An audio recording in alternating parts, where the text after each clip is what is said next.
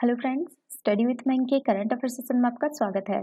ये current affair SSC, banking, railway, state PCS, CDS, CAPF, NDA और other competitive exam आदि में सहायक होंगे। आज की डेट है 21 दिसंबर 2021। तो चलिए आज का करंट अफेयर शुरू करते हैं। आज का पहला प्रश्न है, हाल ही में किस क्षेत्र के कारीगरों के लिए विकास मंत्रालय के तहत आत्मनिर्भर हस्तशिल्पकार योजना की घोषणा की गई है? ऑप्शन ए पूर्वोत्तर क्षेत्र, ऑप्शन बी पूर्वी क्षेत्र, ऑप्शन सी उत्तरी क्षेत्र, ऑप्शन डी दक्षिणी क्षेत्र। देखिए, हाल ही में पूर्वोत्तर क्षेत्र के कारीगरों के लिए पूर्वोत्तर क्षेत्र विकास मंत्रालय के तहत आत्मनिर्भर हस्तशिल्पकार योजना की घोषणा की गई है।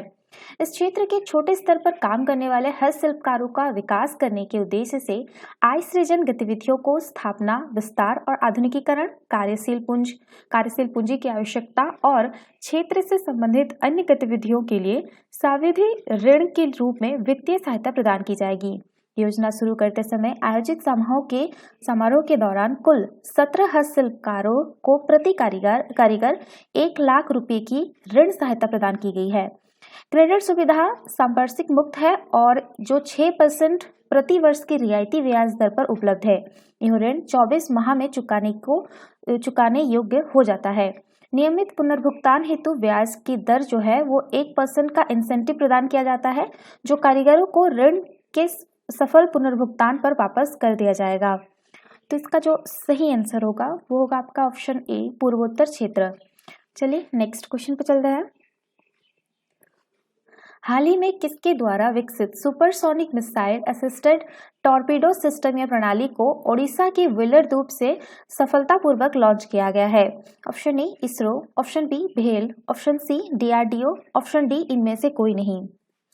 देखिए, हाल ही में रक्षा अनुसंधान और विकास संगठन यानी डीआरडीओ द्वारा विकसित supersonic missile assisted torpedo system प्रणाली, जिसको आप शॉर्ट में सम्राट बोल सकते हैं, को ओडिशा के व्हीलर द्वीप से सफलतापूर्वक लॉन्च किया गया है। यह एंटी सबमरीन वॉरफेयर संचालन हेतु light anti submarine torpedo system की मिसाइल असिस्टेंट रिलीज टॉर्पीडो है। यह एक नस्तर आधारित मिसाइल प्रणाली है। यह प्रणाली अगली पीढ़ी की मिसाइल आधारित स्टैंड ऑफ टॉर्पीडो डिलीवरी प्रणाली है। यह प्रणाली टॉर्पीडो की पारंपरिक सीमा से कहीं अधिक एंटी सबमरीन युद्ध क्षमता बढ़ाने के लिए डिजाइन की गई है। टॉर्पीडो, आपको बता दें, टॉर्पीडो एक सिगार के आकार का स्वचालित जल के नीचे का हथियार है, जिसे पनडुब्बी, सतह के जहाज या हवाई जहाज से लॉन्च किया जाता है और सतह के जहाजों और पनडुब्बियों में विस्फोट के लिए डिजाइन किया गया है। वरुणास्त्र पहला स्वदेशी हेविटेज जहाज है जिसने पनडुब्बी रोधी इलेक्ट्रॉनिक टॉर्पीडो लॉन्च किया गया है। तो इसका जो सही आंसर होगा वो होगा आपका ऑप्शन सी डीआरडीओ। चलिए नेक्स्ट क्वेश्चन पे चलते हैं। आगामी गणतंत्र दिवस यानी 26 जनवरी 2022 समारोह के लिए भारत ने कितने मध्य एशियाई देशों को मुख्य अतिथि के रूप में आमंत्रित किया है? Option A 2, option B 3, option C 4, option D 5।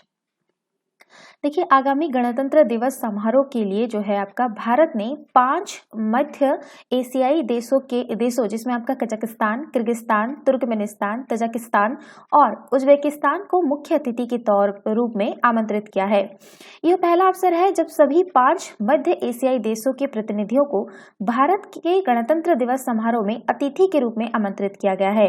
इससे पहले वर्ष 2018 में गणतंत्र दिवस समारोह में आसियान देशों के नेताओं को आमंत्रित किया गया था और सभी ने समारोह में भाग लिया था।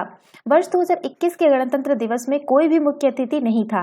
ब्रिटेन के प्रधानमंत्री बोरिस जॉनसन को मुख्य अतिथि के तौर पर आमंत्रित किया गया था, लेकिन बाद में कोविड महामारी के कारण उन्हें यह यात्रा रोकनी पड़ी थी।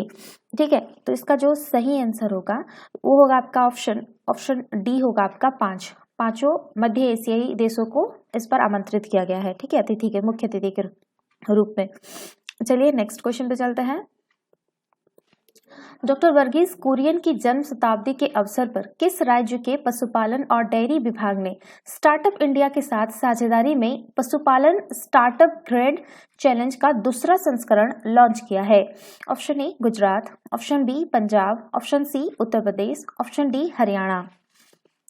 देखते डॉक्टर वर्गीस कुरियन की जन्म शताब्दी के अवसर पर गुजरात के आणंद में आयोजित एक कार्यक्रम के दौरान पशुपालन और डेयरी विभाग ने स्टार्टअप इंडिया के साथ साझेदारी में पशुपालन स्टार्टअप ग्रेड चैलेंज का दूसरा संस्करण लॉन्च किया है। स्टार्टअप ग्रेड चैलेंज का पहला संस्करण 12 सितंबर 2019 को प्रधानमंत्री श्री नरेंद्र मोदी द्वारा लॉन्च किया गया था।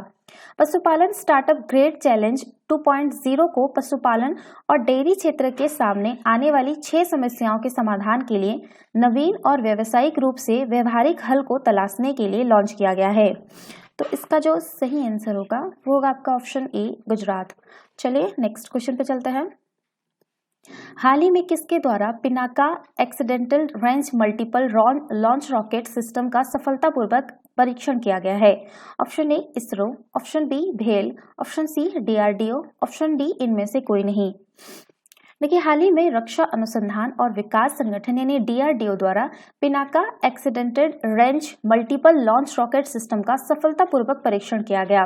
पिनाका एक मल्टी बैरल रॉकेट लॉन्चर प्रणाली है जिसका नाम शिव के धनुष के नाम पर रखा गया है, जो 44 सेकंड की अवधि में 12 रॉकेटों का एक सेल्वो फायर करने में सक्षम है। नया संस्करण अपने पूर्व संस्करण की तुलना में अधिक शक्तिशाली और उन्नत तकनीक से युक्त है तथा वजन में अपने पिछले संस्करण की तुलना में हल्का है। एक्सीडेंटल रेंज सिस्टम का नया परीक्षण 45 किलोमीटर तक की रेंज या सीमा हासिल कर सकता है, जो भारतीय सेना के लिए एक बड़ी उपलब्धि है। सेना में सेवारत मौजूदा पिनाका प्रणाली की रेंज जो है वो आपका 35 to 37 किलोमीटर तक है। पिनाका का नया संस्करण एक स्वदेशी भारतीय हथियार प्रणाली के साथ विकसित होने वाली विकास प्रक्रिया के कुछ उदाहरणों में से एक है। तो इसका जो सही आंसर होगा वो होगा आपका ऑप्शन सी, डीआरडीओ। चलिए नेक्स्ट क्वेश्चन पे चलते हैं। आत्मनिर्भर भारत रोजगार योजना के तहत लाभार्थियों की सूची में कौन सा राज्य सबसे ऊपर है? Option A Orissa, option B Maharashtra, option C Tamil Nadu, option D Gujarat. देखिए, आत्मनिर्भर भारत रोजगार योजना के तहत लाभार्थियों की सूची में महाराष्ट्र सबसे ऊपर है। इसके बाद तमिलनाडु और गुजरात का स्थान है। इसे नवंबर 2020 में औपचारिक क्षेत्र में रोजगार को बढ़ावा देने और आत्मनिर्भर भारत पैकेज के 3.0 के तहत कोविड-19 रिकवरी चरण के दौरान एक रोजगार के अवसरों के सृजन को प्रोत्साहित करने के उद्देश्य से लॉन्च किया गया था। यह कर्मचारी भविष्य निधि संगठन के साथ पंजीकृत प्रतिष्ठानों में नए कर्मचारियों को शामिल करने के लिए भविष्य निधि योगदान हेतु सब्सिडी प्रदान करता है। 1000 कर्मचारियों तक के संगठनों को 2 वर्ष के लिए कर्मचारी का योगदान यानी जो मजदूरी का 12% है और नियोक्ता का योगदान जो कि मजदूरी का ही 12% है और वेतन का कुल 24% प्राप्त होगा। तो इसका जो सही आंसर होगा वो होगा आपका ऑप्शन बी, महाराष्ट्र। चलिए नेक्स्ट क्वेश्चन पे चलता है। व्यक्तिगत उपयोग के लिए भांग की खेती और उपयोग को वैध बनाने वाला पहला यूरोपीय देश कौन बन जाएगा? Option A Switzerland, option B Luxembourg, option C Netherland, option D Malta. देखिए, माल्टा व्यक्तिगत उपयोग के लिए भांग की खेती और उपयोग को वैध बनाने वाला पहला यूरोपीय देश बन जाएगा। यूरोपीय देश माल्टा में लागू नए नियमों के मुताबिक 18 वर्ष और उससे अधिक आयु के लोगों के लिए 7 ग्राम तक भांग वैध होगी तथा नागरिकों को घर पर 4 भांग के पौधों को उगाने की अनुमति होगी, जिसमें सूखे उत्पाद का 50 ग्राम तक भंडारण किया जा सकता है। यूरोपीय संघ के सबसे छोटे सदस्य देश माल्टा के इस कदम के बाद आने वाले समय में यूरोप के अन्य देश भी इस प्रकार के कदम उठा सकते हैं। स्विट्जरलैंड, लग्जमबर्ग और नीदरलैंड की घोषणा के बाद जर्मनी ने भी अभी हाल ही में भांग को लेकर एक कानूनी रूप से विनियमित बाजार स्थापित करने की घोषणा की है। इस संबंध में इटली में एक जनमत संग्रह की योजना बनाई गई है, जबकि कनाडा, मैक्सिको और 18 अमेरिकी राज्यों ने पहले ही इसी तरह के कानून लागू कर दिए हैं। तो इसका जो सही आंसर होगा वो होगा आपका ऑप्शन डी, माल्टा। चलिए नेक्स्ट क्वेश्चन पे चलता है। हाल ही में किस कोयला उत्पादक कंपनी में रिमोटली पायलटेड एयरक्राफ्ट सिस्टम के साथ एकीकृत विहिंगम नामक एक इंटरनेट आधारित प्लेटफॉर्म का उद्घाटन किया गया है? Option A Bharat coking coal limited, option B Mahanadi coalfields limited, option C central coalfields limited, option D eastern coalfields limited. देखिए, हाल ही में महानदी कोलफील्ड्स लिमिटेड में रिमोटली पायलटेड एयरक्राफ्ट सिस्टम के साथ एकीकृत विहिंगम नामक एक इंटरनेट आधारित प्लेटफॉर्म का उद्घाटन किया गया है। MCL भारत की प्रमुख कोयला उत्पादक कंपनियों तथा कोल इंडिया लिमिटेड की 8 सहायक कंपनियों में से एक है। MCL वर्ष 1999 में स्थापित पर्यावरण के अनुकूल भूतल खनन तकनीक पेश करने वाली पहली कोयला कंपनी थी। इस प्रणाली में एक ग्राउंड कंट्रोल स्टेशन, एक RPAS और 40 Mbps की इंटरनेट लीज लाइन और विहिंगम पोर्टल शामिल है। यह प्रणाली खनन गतिविधियों में हवाई वीडियो को खानों से इंटरनेट प्लेटफॉर्म तक वास्तविक समय में प्रसारित करने में सक्षम बनाती है, जिसे केवल ID और पासवर्ड रखने वाले अधिकृत कर्मियों द्वारा ही विहिंगम पोर्टल के माध्यम से पहुंचा जा सकता है। तो इसका जो सही आंसर होगा वो होगा आपका ऑप्शन बी होगा, महानदी कोलफील्ड्स लिमिटेड। चलिए नेक्स्ट क्वेश्चन पे चलते हैं। रक्षा मंत्रालय द्वारा कब नई दिल्ली में रक्षा संपदा महानिदेशालय के 96वें स्थापना दिवस के अवसर पर उत्कृष्टता के लिए रक्षा मंत्री पुरस्कार 2021 प्रदान किए गए? ऑप्शन ए 16 दिसंबर 2021, ऑप्शन बी 17 दिसंबर 2021, ऑप्शन डी 18 दिसंबर 2021, ऑप्शन डी 19 दिसंबर 2021।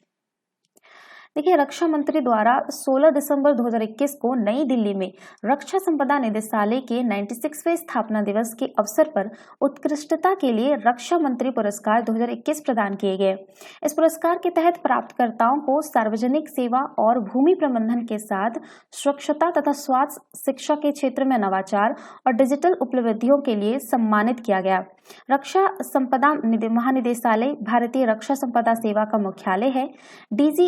DGDE रक्षा मंत्रालय और सेवा मुख्यालय यानी सेना, नौसेना, वायुसेना और रक्षा मंत्रालय के तहत अन्य 8 संगठनों को सभी छावनियों के मामलों पर सलाहकार इनपुट प्रदान करता है। सैन्य उद्देश्यों के लिए भूमि अधिग्रहण, विस्थापित व्यक्तियों का पुनर्वास, भूमि एवं भवनों के किराए पर लेना और अधिग्रहण करना रक्षा संपदा महानिदेशालय की कुछ प्रमुख जिम्मेदारियां हैं। वर्तमान में कुल 62 छावनी बोर्ड है।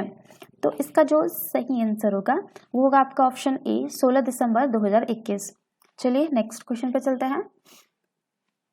पूरे विश्व में अल्पसंख्यकों के सम्मान के बारे में जागरूकता पैदा करने के लिए प्रतिवर्ष विश्व अल्पसंख्यक अधिकार दिवस के रूप में कब मनाया जाता है? ऑप्शन ए 18 दिसंबर, ऑप्शन बी 19 दिसंबर, ऑप्शन सी 20 दिसंबर, ऑप्शन डी 21 दिसंबर।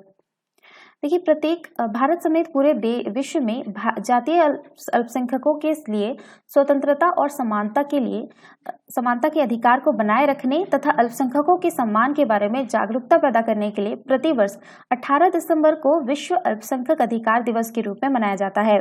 यह दिवस विभिन्न जातीय मूल के अल्पसंख्यक समुदायों के समक्ष आने वाली चुनौतियों और मुद्दों पर ध्यान केंद्रित करता है। वर्ष 1992 में संयुक्त राष्ट्र द्वारा 18 दिसंबर को विश्व अल्पसंख्यक अधिकार दिवस के रूप में घोषित किया गया था।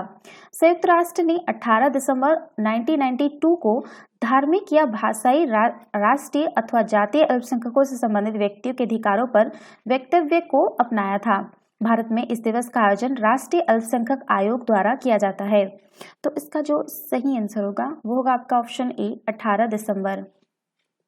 तो ये थे आज के करंट अफेयर। वीडियो पसंद आए तो लाइक, शेयर और कमेंट करना ना भूलें। साथ ही साथ चैनल को सब्सक्राइब करना ना भूलें। Thanks for watching. Have a nice day. Take care.